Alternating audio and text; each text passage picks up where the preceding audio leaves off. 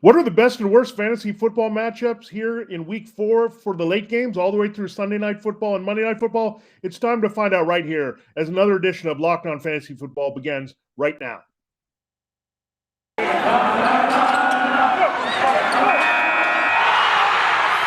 You are Locked On Fantasy, your daily NFL fantasy podcast. Part of the Locked On Podcast Network, your team every day.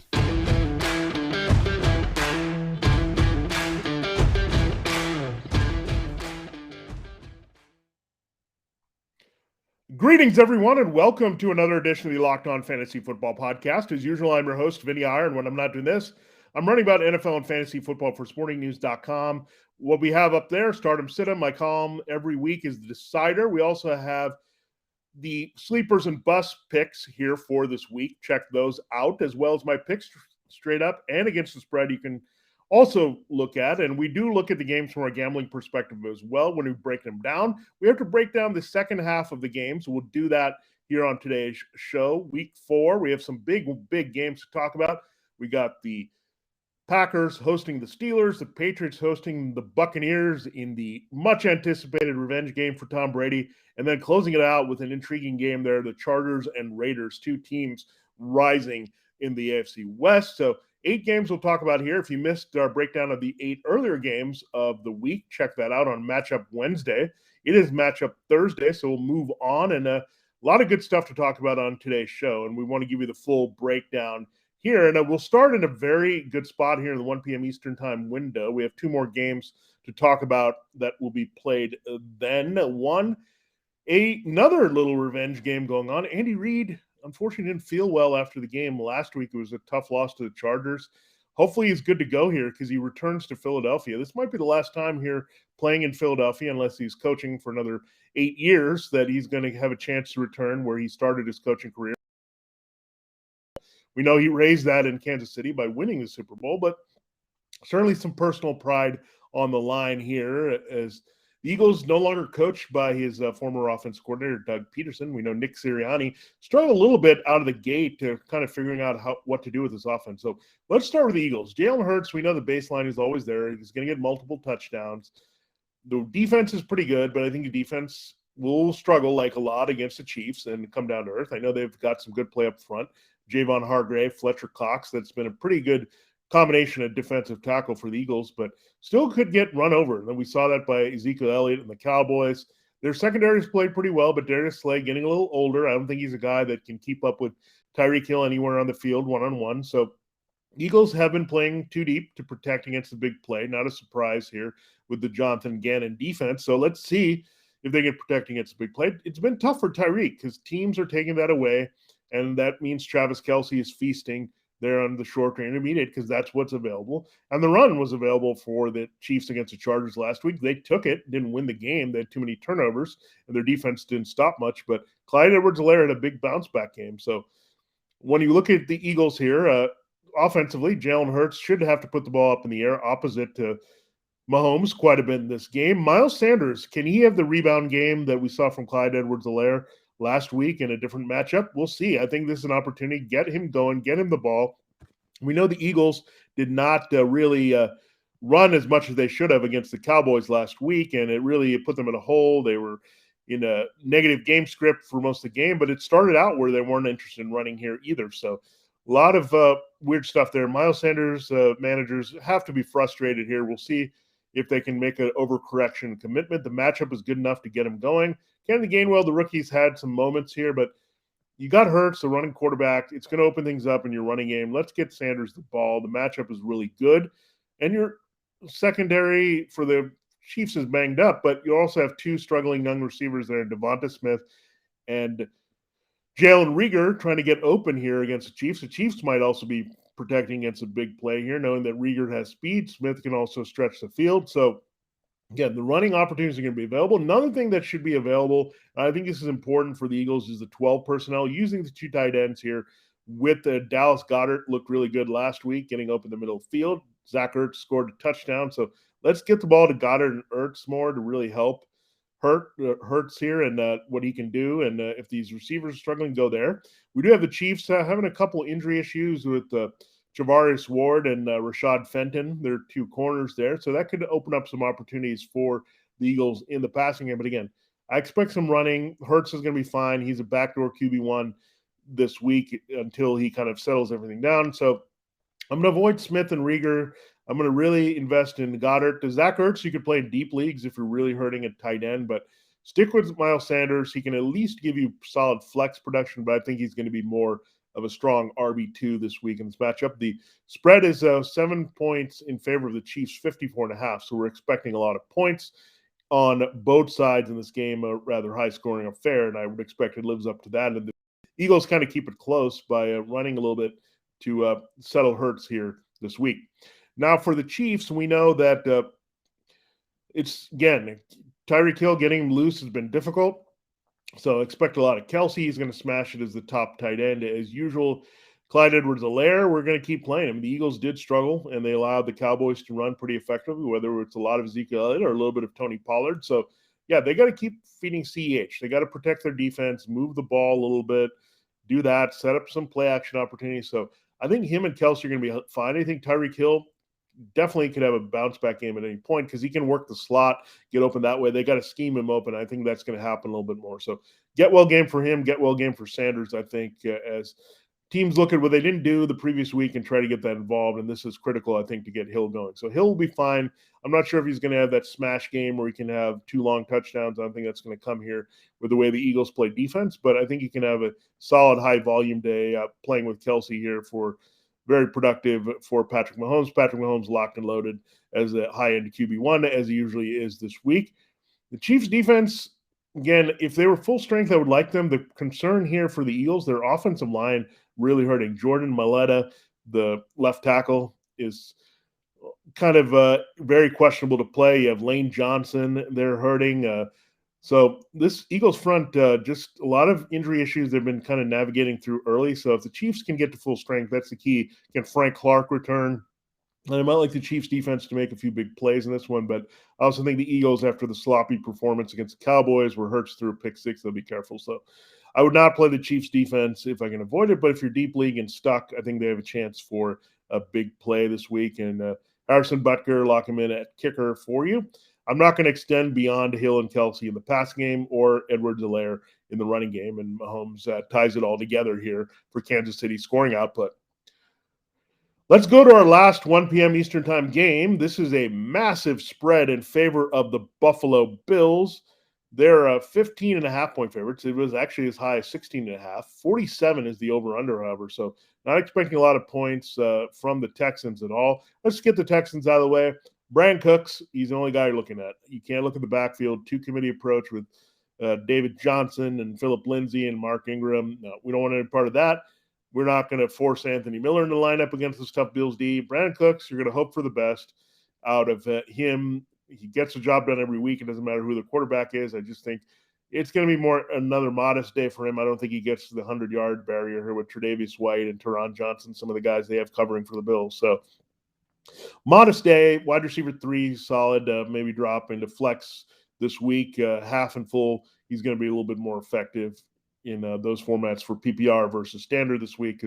And Cooks is probably going to be limited overall with the yards and maybe being kept out of the end zone as well. But you always have garbage from Cooks. The Texans are going to trail big all the time.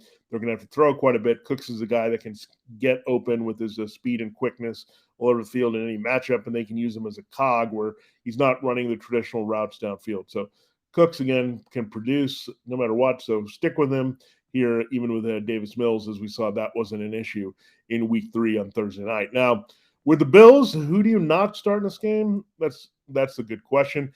You got to keep rolling with Josh Allen as a high-end QB1, maybe the top on the board for a second straight week.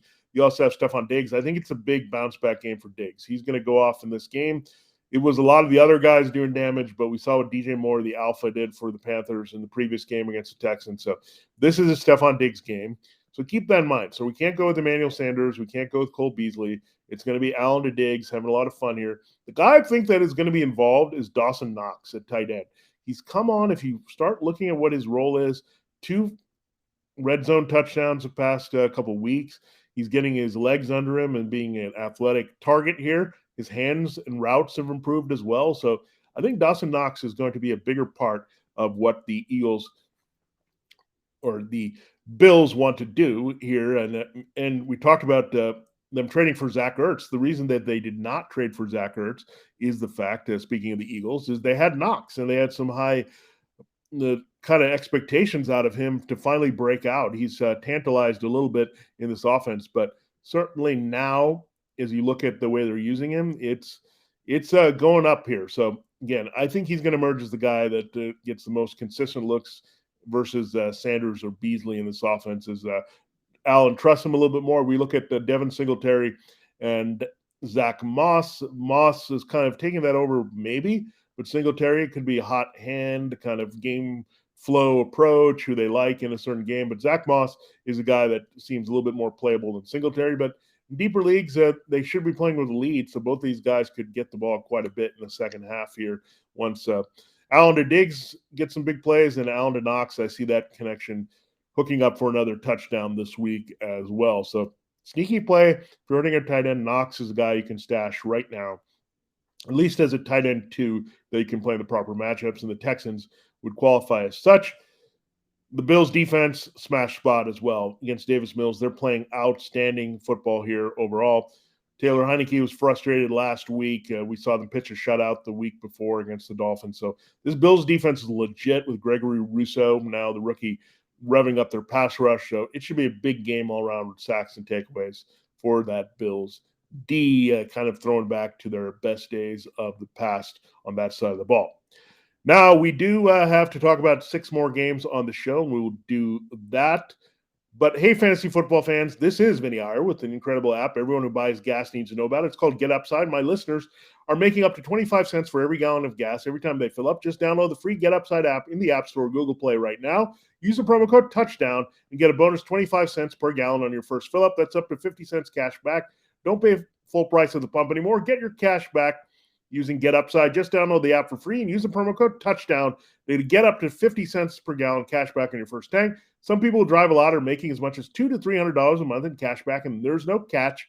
The cash back gets added right to your account. You can cash out anytime to your bank account, PayPal, or an e-gift card for Amazon and other brands. Just download the free Get Upside app and use the promo code TOUCHDOWN to get up to 50 cents per gallon cash back on your first tank. That's code TOUCHDOWN there at Get Upside. All right, let's continue the show. We've taken care of all the early games, Thursday Night Football, the 1 p.m. Eastern Time games. Now it's time to go to that 4:05, 4:25 window that we know about for the late afternoon. The marquee game, it's actually a 4-5 game. This is 2 undefeateds. They're just not getting love here with the 2 fan bases. They should be getting more attention for this game, but it's kind of overshadowed by the Steelers and Packers and Bucs and Patriots. But the Cardinals and Rams, 2 red-hot offenses, great for fantasy football, hooking up here in week number 4. Somebody's got to lose here and fall out of first place in the NFC West. 54.5 is the total. The Rams are 4.5-point favorites, just on that cusp of that 4 points you're looking for. We know how that transitions here. So, yeah, I do like the Cardinals to keep this one rather close. They have enough offense, and they're diversifying here. So let's look at the Rams and start with them. Matthew Stafford, yeah, lock and load him as a QB1. You love Cooper Kupp, and Cardinals are terrible in the slot too. It seems like every week the Rams get a team that cannot cover the slot.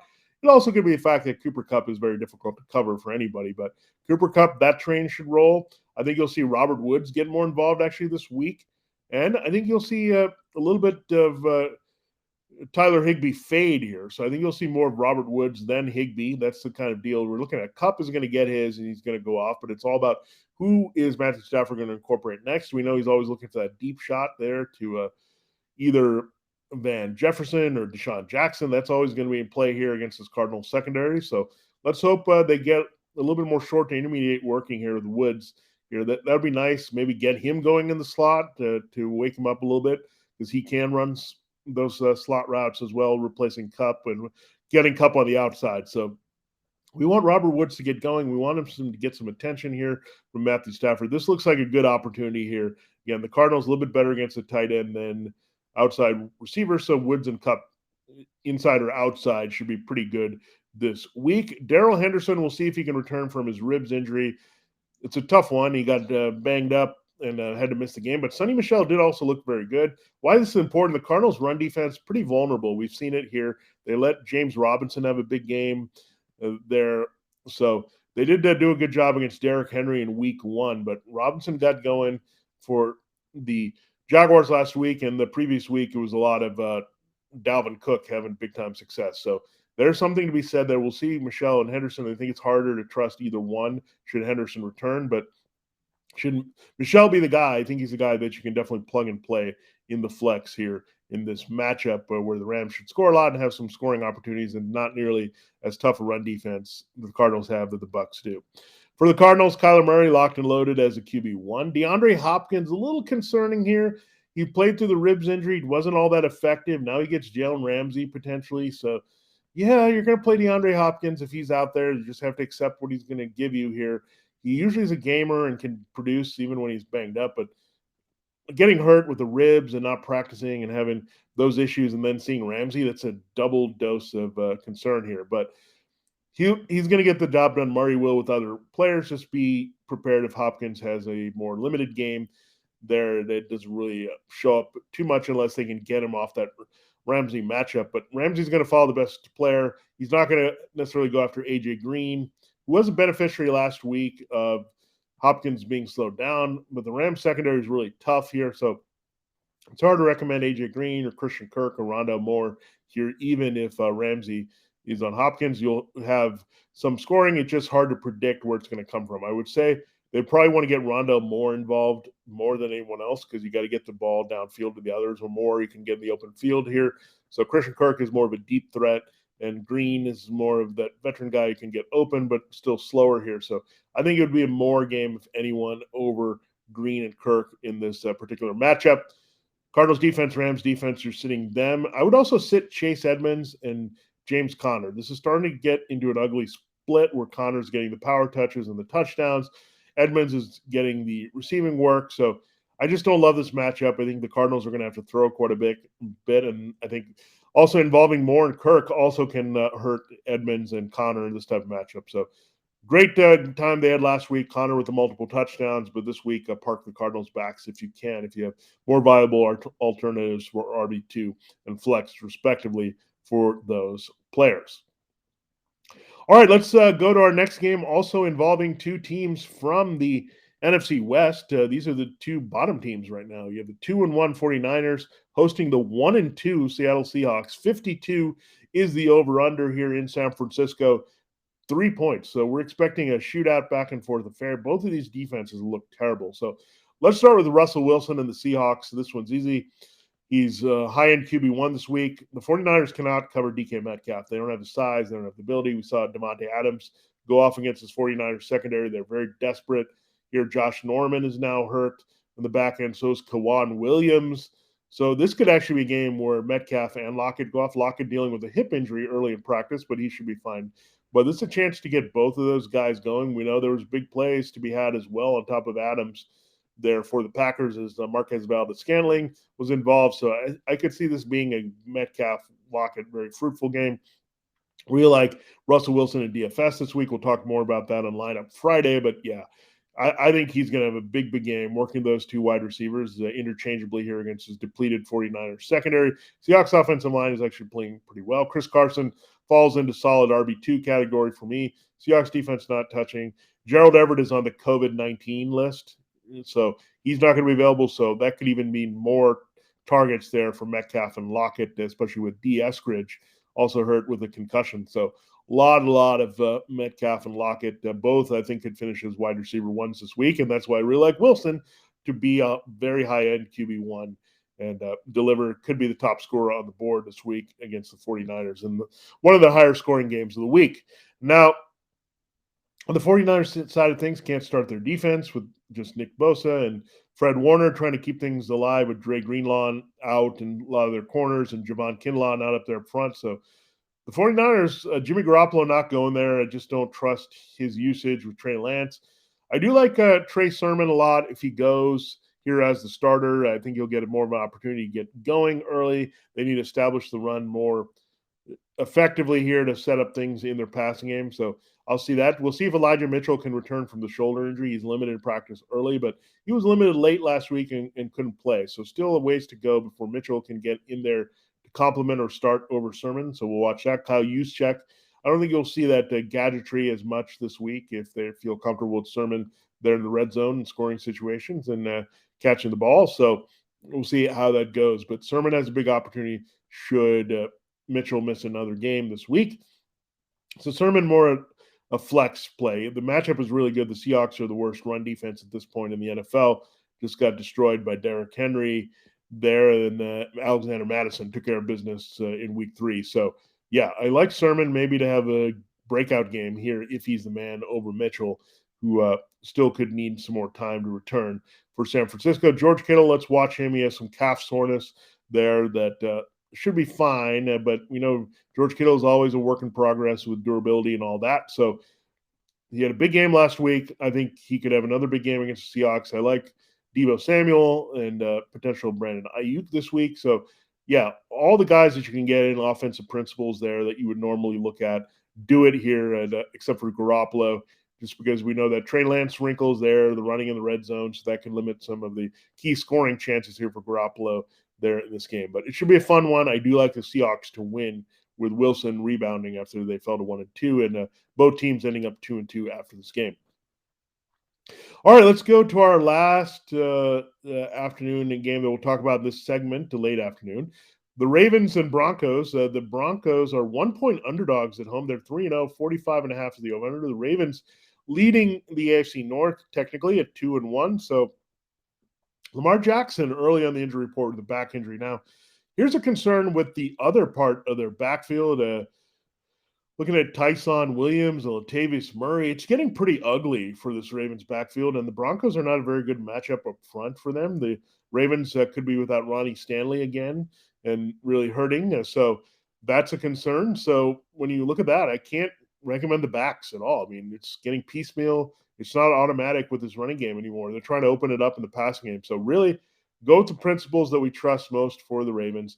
That would be Lamar Jackson. Should he be healthy? Let's just track that and make sure the back doesn't tighten up or cause more problems here this week. I think he's more of a back-end QB1 until they can solve some things around him. I'm not going to go to Sammy Watkins this week, but feel good about Marquise Brown. You can plug him in as wide receiver 3 in this matchup. Mark Andrews is always a tight end 1 there. I think the Ravens defense and the Broncos defense potentially playable in this one.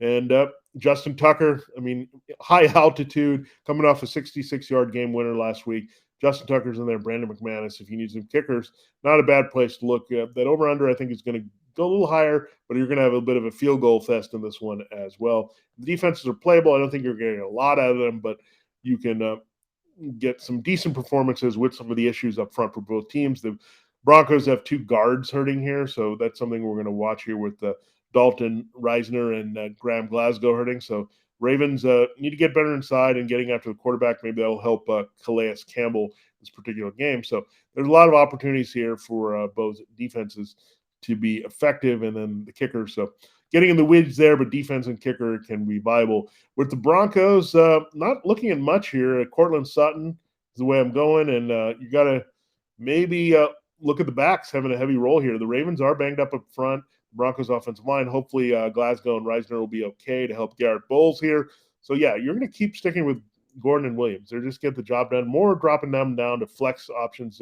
Gordon did have a bit of a ribs injury that he's dealing with and missed practice, so something to watch there. But Gordon and Williams, they want to run the ball quite a bit. Cortland Sutton, you could play Tim Patrick if you're desperate, but he falls into more flex spot this week for me, while Cortland Sutton is a wide receiver 2. The Ravens secondary, again, is not that great right now without Marcus Peters, so it opened things up. But, yeah, that's how we look at him. Sutton, wide receiver 2, and Patrick flex, and flex for the 2 running backs there. I'm going to avoid Teddy Bridgewater in this one. The total is too low, and it could be tight in a run-heavy game. He definitely disappointed last week against the Jets, where they didn't have to throw it all. So this game, I think, is going to be more of a battle attrition, where a lot of success on the ground. I just don't know who's going to do it for the Ravens, but I'm pretty sure it's going to split the same way for the Broncos in this game. All right, so that takes care of 5 games on the back end of the Week 4 NFL schedule. Took looking at it from a fantasy football perspective, we got three more big ones. That would be the Steelers, Packers, the Bucs, and Patriots, and the Raiders, Chargers. We'll close with those games all the way through Sunday night, Monday night football in our final segment. I do have to remind you about rockauto.com. This episode is brought to you by Rock Auto. With the ever-increasing numbers of makes and models, it's now possible for your local chain auto parts store to stock all the parts you need while you're doing often pointless or seemingly intimidating questioning. And wait while the person behind the counter orders the parts on the computer, choosing the only brand their warehouse happens to carry. You have computers with access to rockauto.com at home in your pocket. Why choose to spend 30, 50, even 100% more for the same parts from a chain store or car dealership? Just take the Honda Odyssey fuel pump. You can get it for $353 from a chain store, or you can get it for only $216 from Rock Auto. Rock Auto prices are reliably low for every customer. They have everything you can need: brake parts, tail lamps, motor oil, and even new carpet. I needed a side mirror cover for my Ford C-Max. They had it. I needed a side console cover for my Honda Accord. They had it as well. So it doesn't matter how old your car is. Look at rockauto.com. Go explore their easy-to-use website today and find the solution you need for your auto part needs. Go to rockauto.com right now and see all the parts available for your car. Truck right locked onto their How Did You Hear About Us box so they know that we sent you. Amazing selection, reliably low prices. All the parts your car will ever need. Find them at rockauto.com. We're back and better than ever. All eyes are on the gridiron as teams are back to start another football season. As always, BetOnline is your number one spot for all the pro and college football action this season. With new updated site interface, even more odds, props, and contests, BetOnline.ag continues to be the number one source for everything football. Head to the website or use your mobile device to sign up today to receive your 100% welcome bonus. That's double your initial deposit just for signing up. Don't forget to use the promo code NFL100 from football, basketball, boxing, right down to your favorite Vegas casino games. Don't wait to take advantage of all the amazing offers available for the 2021 season. BetOnline is the fastest and easiest way to bet on all your favorite sports. BetOnline are your online sportsbook expert. All right, time to close the show and our double dose of matchups here and look at the biggest games of the week here. Steelers, Packers, 45.5 is the over-under right now. 6.5-point favorites the Packers are in this game. So let's start with them. Aaron Jones, a bit of an injury ankle that he's dealing with, but he should be fine. Was limited early in the week, so we'll monitor that. So if you have to pivot to A.J. Dillon, that is available, but I would think right now Aaron Jones is going to suit up and be good for the Packers. Tough matchup against the Steelers. We know they contained Joe Mixon last week, but he's Aaron Jones, and this offensive line is playing really well. Let's hope that Elgton Jenkins, the left tackle, can be healthy enough to play. That would be a nice boost for this Packers front against T.J. Watt and company for the Steelers. But temper expectations. I don't see a big Jones game, but he'll put it together here with enough rushing yards and receiving checkdown work against the Steelers. Devontae Adams in another good spot. The Steelers are giving up a lot of big plays downfield. Steelers also struggling against the slot, so we'll see if they use Allen Lazard more. He could be a sneaky pivot from Marcus Valdez-Scantling if you're looking in tournament plays and DFS, but MVS, by the way, dealing with a hamstring issue, didn't practice early in the week, so something we're going to track there. So Lazard might have an opportunity here to complement Adams well in this particular matchup. So let's watch for that. Robert Tonyan, not trusting him at all. The Steelers are pretty good against the tight end right now with their linebackers and safeties. And Tonyan is seeing a very below volume. So try to find another alternative. Maybe Dawson Knox, as we mentioned there. I would look at Knox over Tonyan this week. Would not surprise me at all if Knox has the more comfortable game easily this week. So keep that in mind. So, yeah, you're going to watch the MVS and Lazard. If MVS is in there, I think he has some wide receiver 3 value in deeper leagues, especially standard, and looking for the big play. But Lazard could very well be busy should MVS be out here and complimenting Adams. So look at that. Aaron Rodgers, I think it's going to be a solid game, not spectacular. You see the low point total. He's still passable as a QB1 every week, but I think more on the back end this week against that tough Steelers D. All right, for the Steelers, offensively, they might get Deontay Johnson back from his knee injury, but they also could lose Juju Smith-Schuster. He's dealing with a ribs issue and could miss time here. Ben Roethlisberger looked terrible. He's playing through the pectoral injury, so let's hope that the Steelers' offense looks a little bit more legit. But the Packers' defense starting to put it together here with Joe Barry.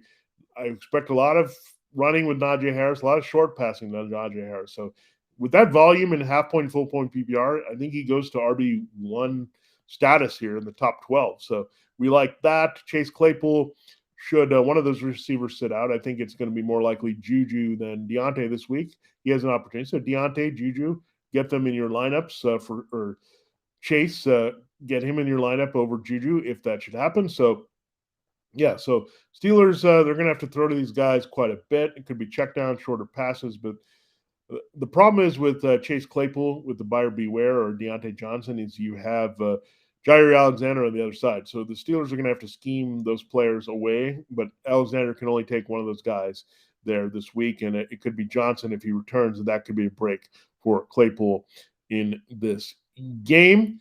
And again, not playing Roethlisberger. Steelers defense I would park as well against the Packers on the road. Not interested in Chris Boswell or anything in the special teams either there for Pittsburgh. All right, let's go to the next game. It's the Bucs and Patriots. This one, I'm surprised it's a primetime game because I don't think it's going to be close. It's going to be pretty much all Bucs. They're only 7-point favorites in a 49.5 over-under. The Patriots defense is pretty good, but their offense is really shot at this point. So the Bucs are going to have a lot of fun in this game. Tom Brady's good to go. He's going to light it up here as maybe the top QB on the board. He's going to take this revenge game for all that it's worth.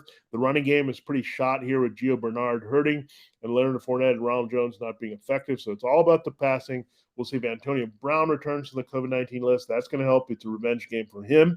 Rob Gronkowski dealing with a ribs injury. I think he'll play. There's no way he's going to miss this revenge game and be out there. He's just sore a little bit early in the week. He gets veteran rest anyway. So, yeah, I think the narrative is going to play out. Tom Brady is going to get the ball in the hands of Gronk.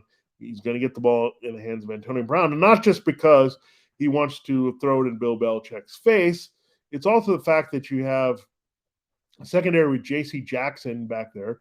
No Stephon Gilmore. If Gilmore and Jackson were out there, they would be able to contain both Mike Evans and Chris Godwin, but they got to take one of those guys away. I think it's going to be more likely to be Evans, but everything else is going to be open, and we could see a scenario like week one develop where Evans was quiet, but Chris Godwin went off. You had Antonio Brown do his thing, Gronk go off. So that's how I see it developing here. The Patriots can only take away one thing. The problem is the Patriots can take away one thing. The Bucs have several things that they can work and create nightmares for the Patriots. So Tom Brady's going to anticipate what they might take away. He's going to just look for the next guy. So, yeah, big game for Brady. And again, I see it being a Godwin, Brown, Gronk game a little bit more than Mike Evans. That said, I'm not going to sit Mike Evans. Those guys are in your lineup as much as possible. Brown is the guy that's week to week making a decision there.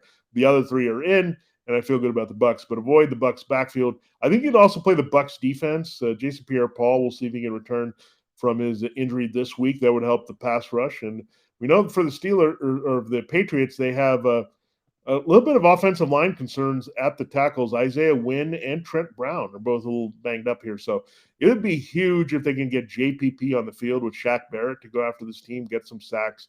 We know Mac Jones can be very giving with the ball when he has high volume and is pressured into mistakes.